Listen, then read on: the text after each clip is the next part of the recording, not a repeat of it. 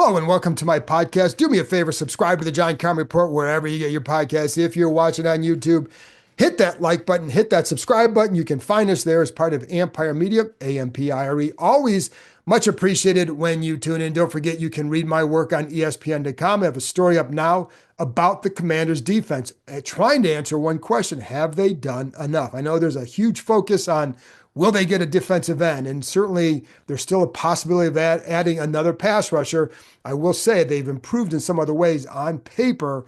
And I kind of explain a little bit to why, what some of their thinking is, and also how some other ways, how guys like Trey Amos can help the pass rush just by what he adds on the outside and in coverage. So anyways, go read that, and then we'll have all the rest of the offseason to ask that question and try to answer that question.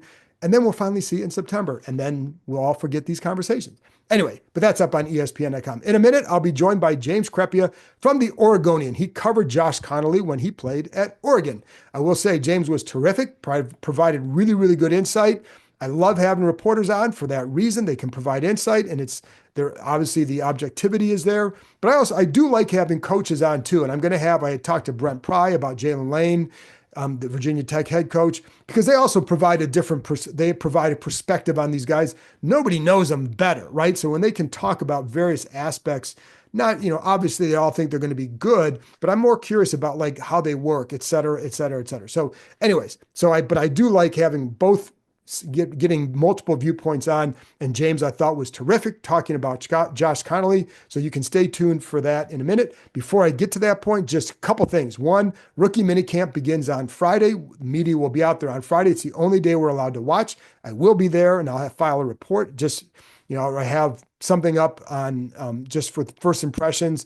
Obviously, it's a quick look at some of the rookies. We're not going to get a great look for the linemen. You've got to have the pads on, but you get to see the guys up front. Just some early first impressions. Gabe Taylor, Sean's brother, will be there as a tryout guy. It's a hard road to go from that to just getting an invite to then making a roster. So my focus will be on the rookies because they're the guys on the draft picks, because they're the guys who are going to matter a ton come this season. So stay tuned for that. Also, Gold members, private Zoom Thursday night, 8 o'clock Eastern time. Usually I go at 7:30, go at 8 o'clock, see if we can get a couple more people on there, and maybe that helps a little bit. We'll see. But we're going to go 8 o'clock on Thursday this time. Gold Zoom. It's been a couple weeks, so hopefully you have some questions, and after the draft and looking ahead to the OTAs later this month. So there you go. Also, one last thing here. And you guys know I've been talking about Huel, and I really enjoyed this. I got the strawberry banana right here. Chocolate is also one of my favorites. I like anything chocolate. And anybody knows me knows that I am very mindful of my protein. I get it in a variety of forms. When I want a quick, easy to grab meal in the morning, I'm going for the Huel. It's really easy, folks. You open it up, you pour it out. I like to put it, it's the black edition shake, by the way. Pour it over a little bit of ice, like the taste, not hungry again till lunch. If you need a quick meal in the morning, give it a shot. So new customers get 15% off plus a free gift at Huel.com, Huel.com, when you use my code word Keim, Keim. Don't miss out. Try today. They've sold more than 500 million meals around the world. So that's 15% plus a free gift for new customers using my exclusive code Keim at Huel.com. Please see the description for the terms and conditions. Skip the stress, not the nutrition. Try Huel today for complete nutrition bottled. So there you go. Thank you for sitting through that. Here's my conversation with the Oregonians, James Crepea, talking about first-round pick Josh Conerly. All right, James, well, I wanted to have you on. I heard you on JP's show the other day. Great stuff. And I don't want to just repeat it. I told JP I could probably just play it, but I don't want to do that because you were really good. And so let's get into what does Washington have? What are they getting in Josh Conerly first in general? Well, from a football player standpoint, first and foremost, you're getting, for the NFL fan who doesn't follow college that extremely closely, the draft is probably the closest they get. They're not necessarily watching every Saturday, or they're not as attuned to it, and that's fine. You hear about a lot of these guys, they're former 5 stars, especially in the first round. They were always projected to be like this. And he's one of those guys. He was one of those guys. So in that sense, you're getting obviously somebody who was expected to be kind of where he was. It's supposed to be a first round pick. But from the line perspective, particularly the offensive line, it's not a foregone conclusion. nor is it a foregone conclusion that they're going to be a three and done college player. That's supposed to be the developmental position. Yeah, they may have been a five-star, but they're supposed to be 4 and 5, maybe in this age and era, 6 and 7 years removed. Here, this was a player who Oregon felt the need to find a way to get him on the field as a true freshman and created a personnel package, 14J, 14 Josh, where they counted him basically as an extra tight end and used him in motion and used him as an extra blocker, short yardage and goal line. And then even threw him a touchdown pass against Colorado in 22. Now, this was pre-Deion, the last year of the truly bad, truly horrific Colorado. So if you can go up and pull up that highlight, it was like there was nobody on the field against them. I definitely saw it. Yes, yeah, they did have that. Now, they also then this past year, then he's a starter for 2 years, obviously does really well at left tackle. They also can trot him out there on a 2-point conversion run, and he can do that. So from an athletic giftedness standpoint, somebody who was able to get on the field immediately and be an impact player as a true freshman at tackle, which is, again, not easy to do. Be a starter for multiple years and highly efficient, highly effective against some of the best edge rushers in the country, both in the Pac-12 and in the Big Ten. Obviously, his stock went through the roof up against Carter, which I'm sure is going to make Washington fans very, very happy based on where Abdul Carter went as well.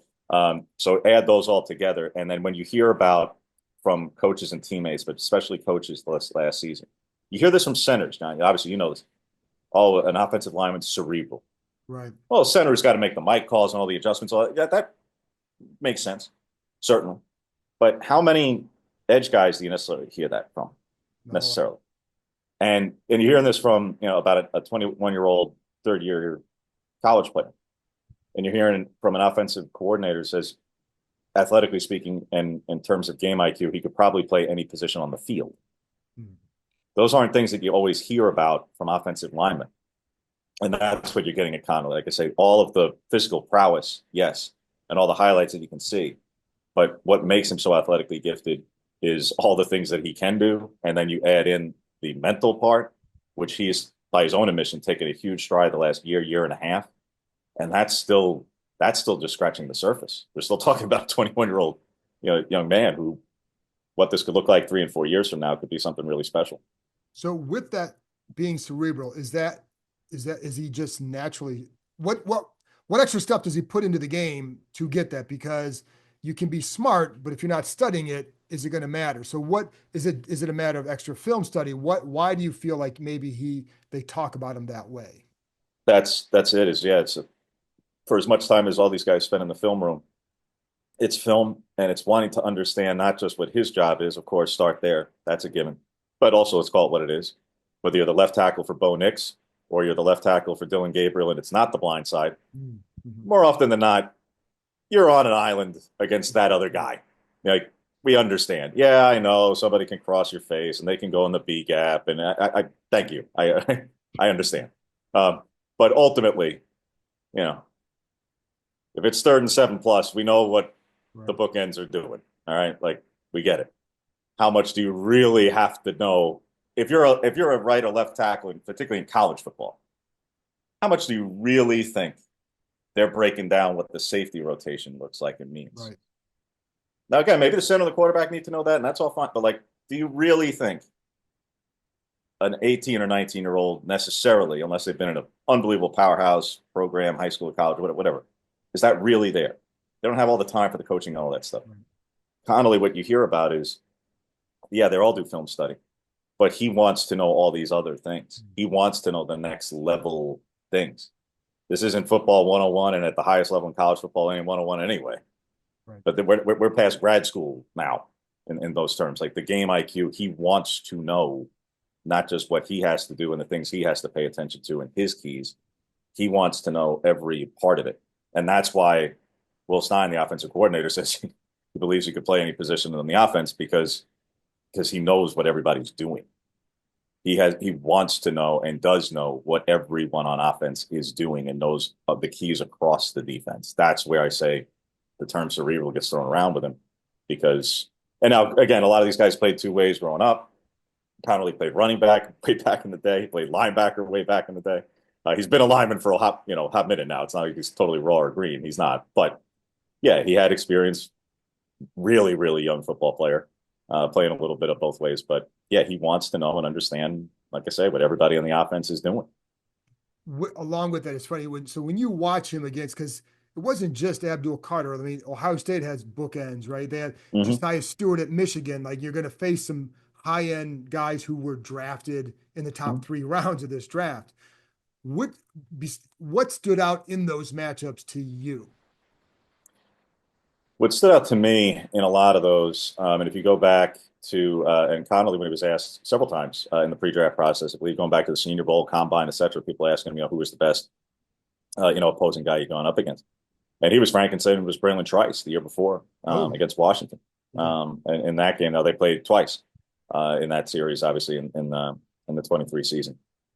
So yeah, to your point, he's played a lot of them, and more often than not, in all of those the past 2 seasons, they negated as a line, and him specifically, negated most all of the most critical, front line and really front seven defenders. And that's credit to the group collectively, the strategy, the coaching, the scheme, and all of it. But also the players got to go out and execute it. And Connolly did it a lot. Yes, you mentioned, yeah, it wasn't just Carter, though he drew that matchup. And if you go back again, out here, this is old news, but across the country, I realize this is a new revelation as you're starting to delve into more and more video. If you go back and pull up, Oregon did an in-house video series this past year. It's got a bunch of awards, all that kind of stuff, but called Ducks versus Them.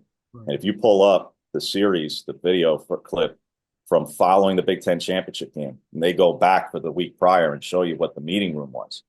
And Lanning brought up guys to the front of the room to give them basically an individual task. This is your job this week. This is what we're challenging you to do. And there's 3, 4 guys going. And Connerly's last. And these are all the most prominent players on the team. Obviously, they're playing for keeps here.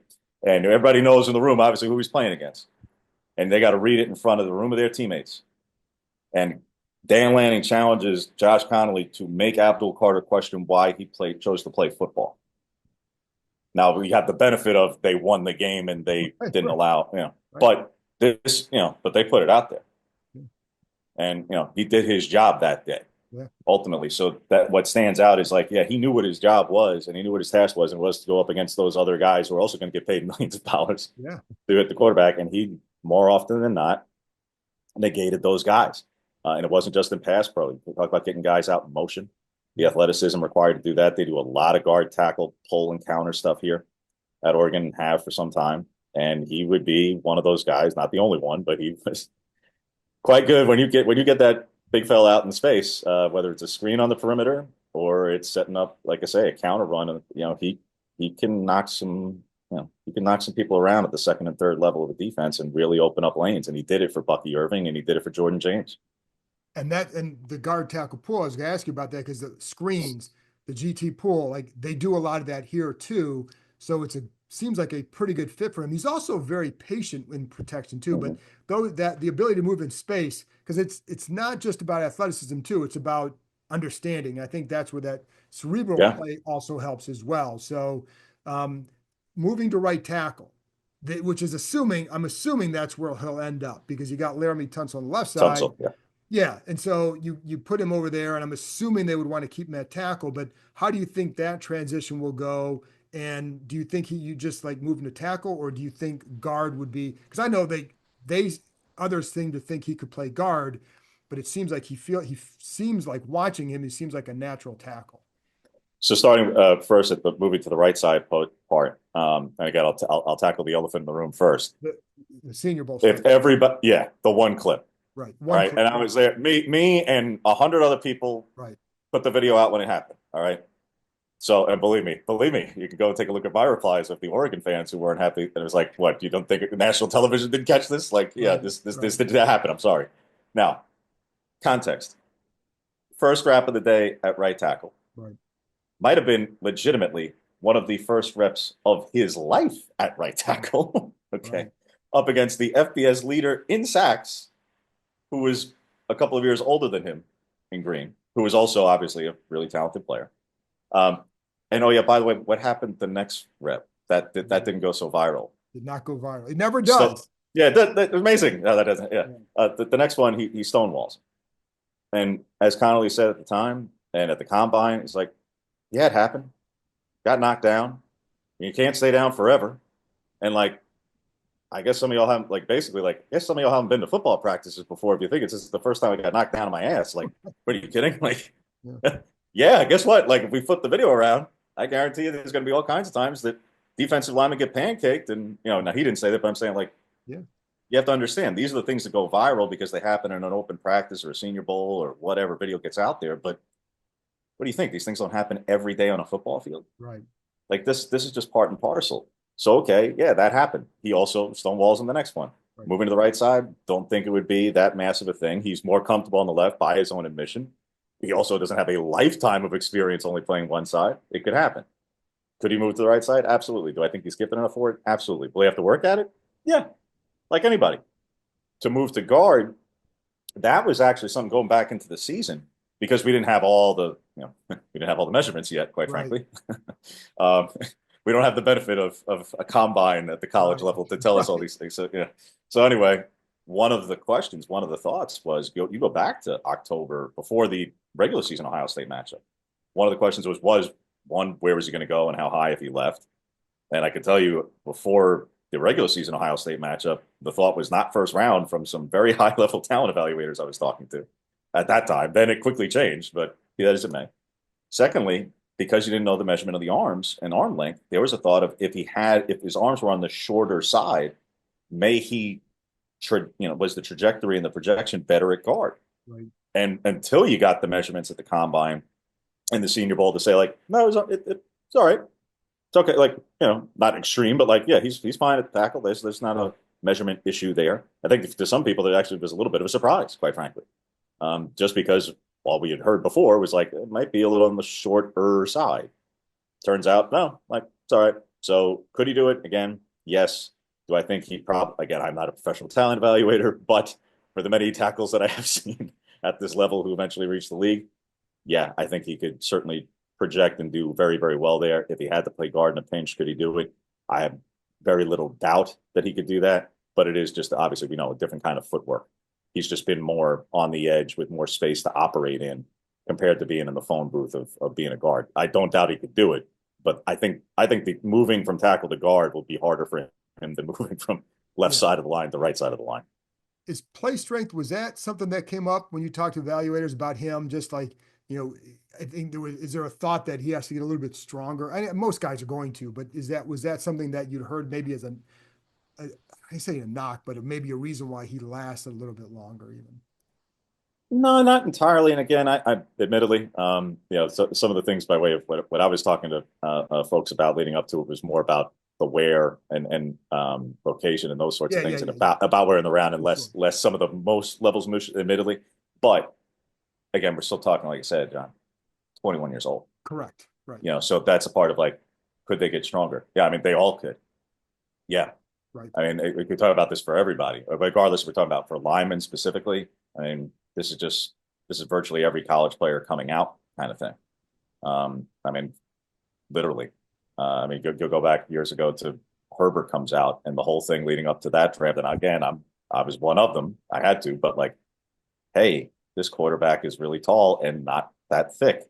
Right. And weight could be a concern when you're 6'5" and like 222 pounds. And then, he puts on weight even leading into the pro day and everything's okay. And all right, not a colossal issue, but we always are looking for those sorts of things because sometimes it's the first time we're getting that data. Could Conerly be bigger? I think he's going to continue to grow into his frame, but I would by no stretch of the imagination say he's been small or undersized Right. or Yeah. anything like that. It's just, I think he's a really big man who has a lot of room to grow physically, mentally, and any number of things. He's tapping into his potential, but I think there is still that much more room for him. You covered Penei Sewell as well. Like, how did you view those? I guess compare the two, or how did you view him coming after him? Because that's pretty big, pretty big shoes to fill. Yeah, yeah, and that's yeah. There was a bridge in between. There was, but beyond the fact that Panay played 2 years and then the COVID season, he was one of the guys who opted out, understandably, because out here they were on, they were off, they were be that Right. as it may. So there was a little bit of a bridge in between, and that bridge, by the way, included other NFL players, Right. guys who are in the league right now. But be that as it may, yeah, you were following, they really were changing the culture of offensive line play out here. For everybody who thinks of Oregon, especially around the rest of the country, all you think of is still a throwback to a different era Oh, about for sure they speed think that. and Yeah. Chip Kelly. Chip Kelly's only been gone for darn near 20 years, but that's all that they're known for is the speed and all that. And you're not thinking about the line play. Yeah. And starting with Cristobal, they have changed that. And that was with Sewell, yes, the most prominent, no doubt. Yeah, but there were also three other NFL offensive linemen on that team. There were four multi-year NFL offensive linemen on that line in the 2018, 2019 seasons. And then, as I say, in the 2020, 21, 22, that transition still included multiple NFL offensive linemen. TJ Bass goes undrafted, goes to the Cowboys. Forsythe, seventh round pick, goes to the Broncos in particular. They had, several guys, like I say, still make it through. Here comes Conerly thereafter to be the next one of those guys. And of course, those natural questions, and that was one of them. You're following me, more or less following Panay and that kind of thing. And John, look, this is a guy who came in. I mentioned five-star out of Seattle. Lanning gets hired in December, but doesn't really show up to January because he's winning a national championship at Georgia. That recruiting class falls apart. They had Kelvin Banks out here. Oh. Banks was one of the first guys out the door when Cristobal left, doesn't follow him to Miami, goes to Texas. They had to get alignment. Conerly waits till April. Lanning and them are battling Washington, SC, and Ohio State for him all the way down to the finish. They get him. It was enormous at the time and has been the entire time it was here for Oregon fans, where a little bit of a rivalry between Oregon and Washington. I've heard. A little bit. So the fact that they got the five-star out of Seattle and that he lived up to it and did everything that he set out to do, everything he said he was going to do, and everything that Lanning told him he was going to do. Did it, like I asked him at the Senior Bowl, I go, does all these things, Josh, being one of these first Lanning guys, mean as much to you as it does the fans? Because obviously you know what the fans are saying and all that, but like, does that resonate? Does that still carry that same kind of meaning? And all the pressure that I'm sure you felt along the way. Yeah. Yeah, it did. And to some guys, it doesn't. Like, you don't just take it for granted. Some guys just like, hey, I just got to do my thing, man. I can't. No, it meant a whole lot to him. So I say all that to say, yeah, he lived with this pressure. This has been what it's been for him for years. Being that big a guy who was expected to go to the high level, had all the top suitors and could have gone to, like I say, to any of the power programs he wanted, the biggest and the best. He had his options. Chose to go to the rival of, where he was from and lives up to it. So whether it's you got to be the next Panay, you've got to be the guy who, is the thorn in the side of the opposing fan base and the rival for the state you're from and the city and the whole thing. He's lived it. He's lived it. And then he had to live it in multiple matchups. You mentioned Carter. What do you think? I think you folks are going to be writing about the Conerly Carter matchup for the next several years, a few times. Yeah, again, these guys have been living it. Yes. It's like I say, he's a guy who's used to it, is all to say. These are the circumstances, these specifics of how and why he's done it and gone about it. But he's lived that existence for years and lived up to it. So there's no pressure that's new to him. There's no optics. There's no, like I say, fan expectation. This is how he's had to live and exist in football for years, and nothing has been too daunting for him in that sense. He'll also get to go up against Kayvon Thibodeau, so I'm sure there are a couple matchups and practices there.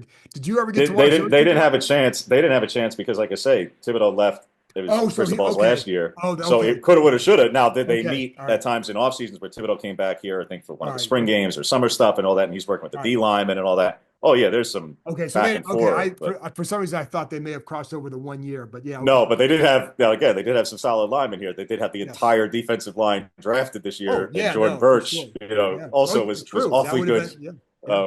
He was a little bit of a problem. The thing of, again, all these other guys who draw attention, Jordan Birch did lead on a per game basis. He was out for a couple of games this past season. Yeah. So, okay, he goes in the fourth round, and that injuries is part of why. But, like, he did lead the Big Ten in sacks per game. Yeah. They did have that guy. So what was practice like every day with 2 NFL offensive tackles and 3 interior defensive linemen, 1 edge in particular, who all got drafted the same year, and a young guy here who will probably be a top 10 or maybe even top 5 edge rusher, top 5 pick overall, top edge rusher in next year's draft. that's what they were going up against in practice every day, let alone in the opponents that you mentioned as well. So yeah, but not Thibodeau specifically. Okay, That'll yeah, be but new to him, listen, yeah, but but other it's funny guys because when you talked about the line, like it's both sides of the ball where they've been really good on the lines for sure. And massively enhanced, yeah. massively. So the last thing I want to ask you about then, you would have covered Jaden Daniels, the freshman. One of the big wins for him at Arizona State. The first huge one was beating Oregon, and what do you remember from that game? Well, the game itself was, again, for the Oregon fan base, one of the ultimate thorns in the side because that effectively knocked them out of what was the 14 playoff at the time. And it did. And that was devastating and brutal for that team. Still goes on, still wins the Rose Bowl, still wins the Pac-12 championship, all those things. But that team wanted to be a playoff team and certainly had the talent and the ability.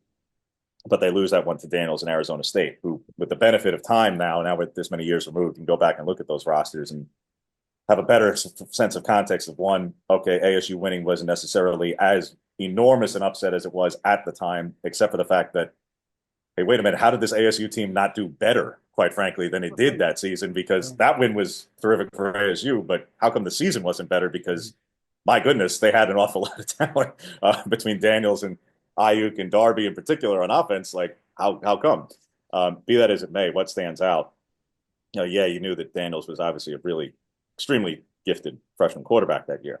But what stands out is the play. Yeah. The play that, for Oregon purposes is the play that derails the playoff and everything else in the game. But a play that from every level of statistical analyses and understanding of situational football should just never happen. 3rd and 16, I don't care that it's Daniels throwing to Ayuk against Lenore. That you should never be allowing an 86-yard touchdown pass when you're winning in a football game with the playoff on the line. And, the statistical anomaly that is allowing an 80-plus yard touchdown on 3rd and a mile under the time and circumstance that they were. Again, credit to ASU and to Daniels and I. Do not misunderstand me. The irony of Ayuk and Lenore playing together years later at San Francisco.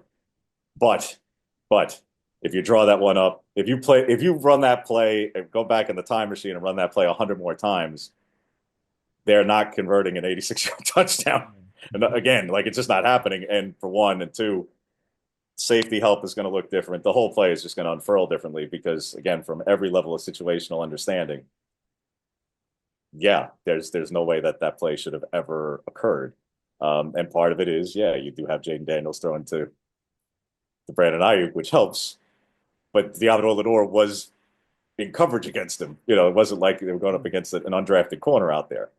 But nevertheless, that is what stands out about that game is, the outcome itself. But that play was extreme, was incredible, and defied every level of understanding of situational football because it just never should have occurred. Well, I think Bears fans would say, "Hold my beer." So I think like Jaden may have topped that one. There are a couple of plays where I watch him play. I'm like, I'm not sure that play should have occurred here either. So maybe the Oregon fans can take solace in that. They may have been the first, but they're not the last. Yeah. Yeah.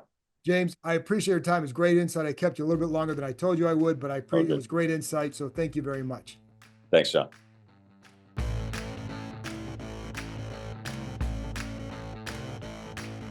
That's it for this episode. Thanks to James for joining me, and thank you, as always, for tuning in. I'll be back on Tuesday with another episode. By the way, folks, I have some upcoming episodes. I'm going to be talking to Jordan Reed about the draft for the Commanders. Also, Brent Pry, as I mentioned, who's the head coach for Virginia Tech. Talk to him about Jalen Lane. That'll be coming up soon, too, as well. So anyway, that's it. I'll talk to you Tuesday.